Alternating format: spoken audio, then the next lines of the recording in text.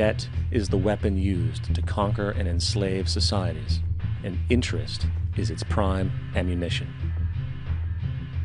And as the majority walks around oblivious to this reality, the banks, in collusion with governments and corporations, continue to perfect and expand their tactics of economic warfare, spawning new bases, such as the World Bank and International Monetary Fund, while also inventing a new type of soldier, the birth of the economic hitman.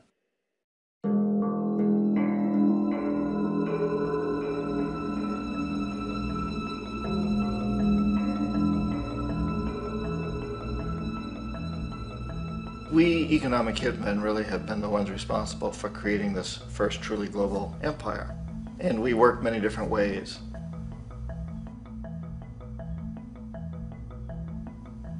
But perhaps the most common is that we will identify a country that has resources our corporations covet, like oil, and then arrange a huge loan to that country from the World Bank or one of its sister organizations.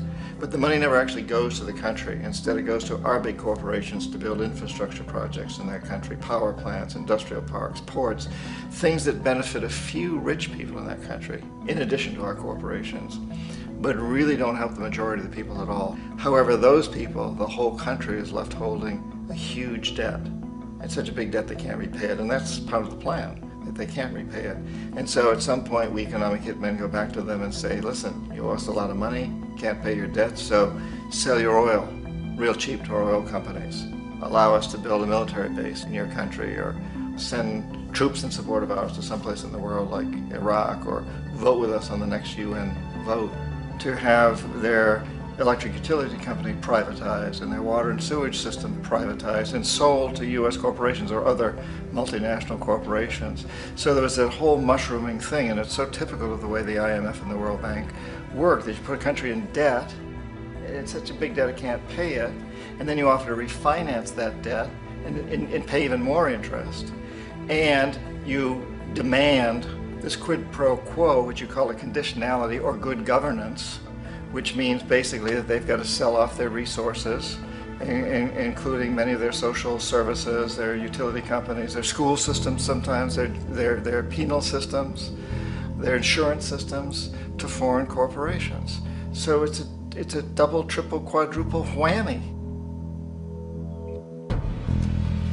The precedent for economic hitmen really began back in the early 50s when democratically elected Mossadegh, who was elected in Iran, he was considered to be the hope for democracy in the Middle East and around the world. He was Time Magazine's Man of the Year. But one of the things that he'd run on and began to implement was the idea that foreign oil companies needed to pay the Iranian people a lot more for the oil that they were taking out of Iran. The Iranian people should benefit from their own oil. Strange policy. We didn't like that, of course. But we were afraid to do what we normally were doing, which was to send in the military. Instead, we sent in one CIA agent, Kermit Roosevelt, Teddy Roosevelt's relative. And Kermit went in with a few $1 million and was very, very effective and efficient. And in a short amount of time, he managed to get Mossadegh overthrown and brought in the Shah of Iran to replace him, who always was favorable to oil. And it was extremely effective. Bombs overflow Tehran. Army officers shout that Mossadegh has surrendered and his regime as virtual dictator of Iran is ended. Pictures of the Shah are paraded through the streets as sentiment reverses. The Shah is welcomed home. So back here in the United States, in Washington, people looked around and said, wow, that was easy and cheap. So this established a whole new way of manipulating countries, of creating empire. The only problem with Roosevelt was that he was a card-carrying CIA agent, and had he been caught, the ramifications could have been pretty serious. So very quickly at that point, the decision was made to use private consultants to channel the money through the World Bank or the IMF or one of the other such agencies, to bring in people like me who worked for private companies, so that if we got caught, there would be no governmental ramifications.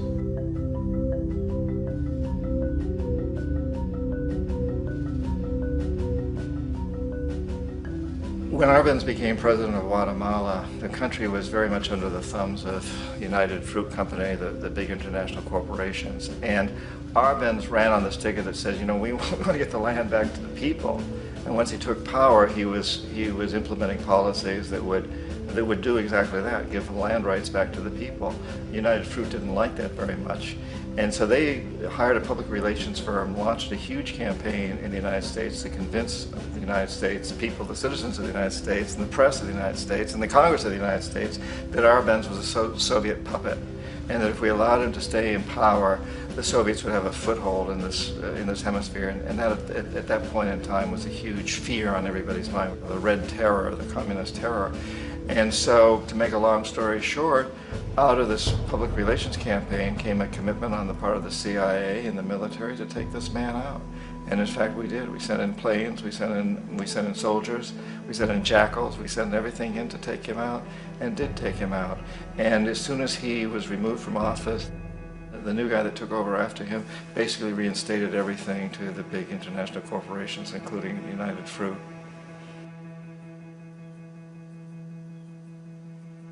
Ecuador for many, many years had been ruled by pro-US dictators, often relatively brutal. Then it was decided that they were going to have a truly democratic election. Jaime Roldos ran for office, and his main goal, he said, as president would be to make sure that Ecuador's resources were used to help the people. And he won, overwhelming, by more votes than anybody had ever won anything in Ecuador. And he began to implement these policies to make sure that the profits from oil went to help the people. Well, we didn't like that in the United States. I was sent down as one of several economic hitmen to change Roldos, to corrupt him, to bring him around, to let him know, you know, okay, you know, you can get very rich, you and your family, if you play our game, but if you continue to try to keep these policies you've promised, you're going to go. He wouldn't listen. He was assassinated. As soon as the plane crashed, the whole area was cordoned off. The only people allowed in were U.S. military from a nearby base and some of the Ecuadorian military. When an investigation was launched, two of the key witnesses died in car accidents before they had a chance to testify. A lot of very, very strange things that went on around the assassination of Jaime Roldos. I, like most people who've really looked at this case, have absolutely no doubt that it was an assassination. And of course, in my position as an economic hitman, I was always expecting something to happen to Jaime, whether it be a coup or assassination, I wasn't sure, but that he would be taken down because he was not being corrupted. He would not allow himself to be corrupted the way we wanted to corrupt him. Omar Torrijos, president of Panama, was, you know, one of my favorite people. I really, really liked him. He was very charismatic. He was a guy who really wanted to help his country. And when I tried to bribe him or corrupt him, he said, look, John, he called me Juanito. He said, look, Juanito, I don't need the money. What I really need is for my country to be treated fairly. I need for the United States to repay the debts that you owe my people for all the destruction you've done here. I need to be in a position where I can help other Latin American countries win their independence and be free of this terrible presence from the north that you people are exploiting us so badly. I need to have the Panama Canal back in the hands of the Panamanian people. That's what I want. And so, leave me alone. Don't try to bribe me. It was 1981, and in May, Jaime Roldos was assassinated. And Omar was very aware of this. Torrijos got his family together and he said, I'm probably next, but it's okay because I've done what I came here to do. I've renegotiated the canal. The canal will now be in our hands. He just finished negotiating the treaty with Jimmy Carter. In June of that same year, just a couple of months later, he also went down in an airplane crash, which there's no question was executed by CIA-sponsored jackals. Tremendous amount of evidence that one of Torrijos' security guards handed him at the last moment as he was getting on the plane a tape recorder, a small tape recorder that contained a bomb.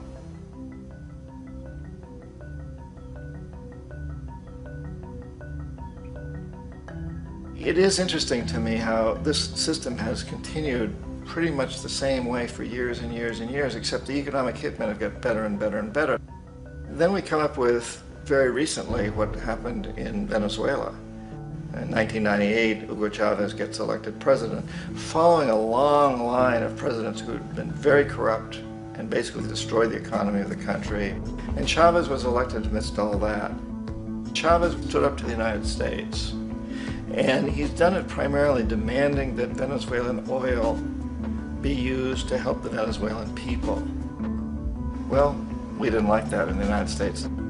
So in 2002, a coup was staged, which there's no question in my mind, and most other people's minds, that the CIA was behind that coup.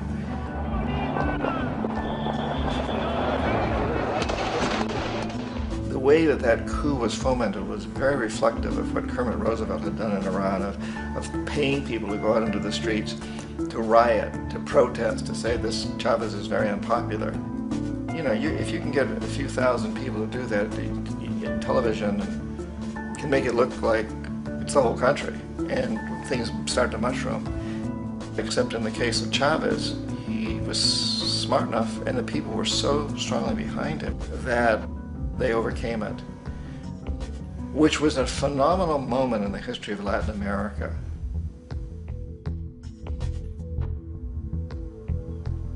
Iraq actually is a perfect example of the way the whole system works. So we economic hitmen are the first line of defense. We go in and we try to corrupt governments and get them to accept these huge loans, which we then use as leverage to basically own them. If we fail, as I failed in Panama with Omar Torrijos and in Ecuador with Jaime Roldos, men who refused to be corrupted, then the second line of defense is we send in the jackals. And the jackals either overthrow governments or they assassinate. And once that happens and a new government comes in, and boy, it's going to toe the line, because the new president knows what will happen if he doesn't. In the case of Iraq, both of those things failed. Economic hitmen were not able to get through to Saddam Hussein. We tried very hard. We tried to get him to accept a deal very similar to what the House of Saud had accepted in Saudi Arabia, but he wouldn't accept it. And so the jackals went in to take him out. They couldn't do it. His security was very good. After all, he had one time worked for the CIA. He'd been hired to assassinate a former president of Iraq and failed, but he knew the system. So in '91, we send in the troops and we take out the Iraqi military. So we assume at that point that Saddam Hussein is going to come around. We could have taken him out, of course, at that time, but we didn't want to. He's the kind of strong man we like. He controls his people. We thought he could control the Kurds and keep the Iranians in their border and keep pumping oil for us. And that once we took out his military, now he's going to come around. So the economic hitmen go back in the 90s without success. If they'd had success, he'd still be running the country. We'd be selling him all the fighter jets he wants and everything else he wants. But they couldn't, they didn't have success.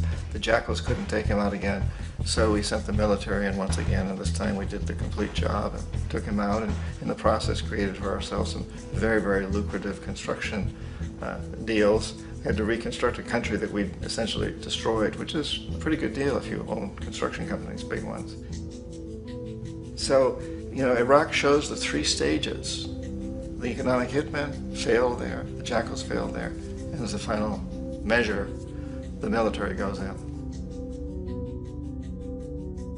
And in that way, we've really created an empire, but we've done it very, very subtly. It's clandestine. All the empires of the past were built on the military, and everybody knew they were building them. So the British knew they were building them, the French, the Germans, the Romans, the Greeks. And they were proud of it, and they always had some excuse, like spreading civilization, spreading some religion, something like that. But they knew they were doing it. We don't. The majority of the people in the United States have no idea that we're living off the benefits of a clandestine empire, that today there's more slavery in the world than ever before. And then you have to ask yourself, well, if it's an empire, then who's the emperor? Obviously, our presidents of the United States are not emperors. An emperor is someone who's not elected, doesn't serve a limited term, and doesn't report to anyone, essentially. So you can't classify our presidents that way. But we do have what I consider to be the equivalent of the emperor, and it's what I call the corporatocracy. The corporatocracy is this group of individuals, who run our biggest corporations, and they really act as the emperor of this empire. They control our media, either through direct ownership or advertising. They control most of our politicians because they finance their campaigns, either through their corporations or through personal contributions that come out of the corporations. They're not elected. They don't serve a limited term. They don't report to anybody. And at the very top of the corporatocracy, you really can't tell whether a person's working for a private corporation or the government because they're always moving back and forth. So, you've got a guy who one moment is the president of a big construction company like Halliburton, and the next moment he's vice president of the United States, or the president who is in the oil business. And this is true whether you've got Democrats or Republicans in the office. You have them moving back and forth through the revolving door. And in a way, our government is invisible a lot of the time, and its policies are carried out by our corporations on one level or another. And then again, the policies of the government are basically forged by the corporatocracy and then presented to the government. They become government policy. So it's an incredibly cozy relationship. This isn't a conspiracy theory type of thing. These people don't have to get together and plot to do things. They all basically work under one primary assumption, and that is that they must maximize profits regardless of the social and environmental costs.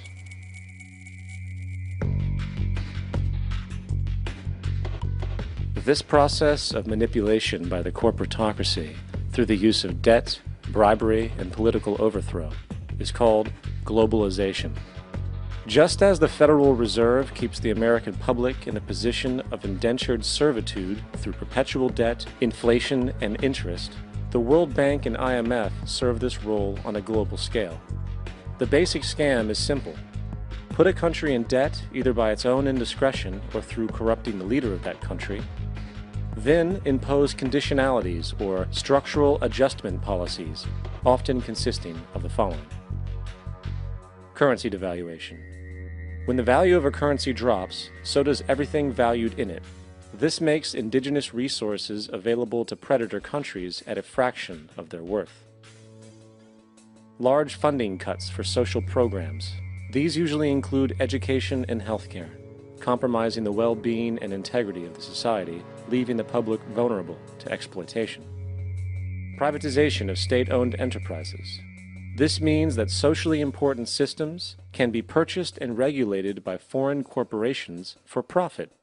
For example, in 1999, the World Bank insisted that the Bolivian government sell the public water system of its third largest city to a subsidy of the U.S. corporation Bechtel. As soon as this occurred, water bills for the already impoverished local residents skyrocketed. It wasn't until after a full-blown revolt by the people that the Bechtel contract was nullified. Then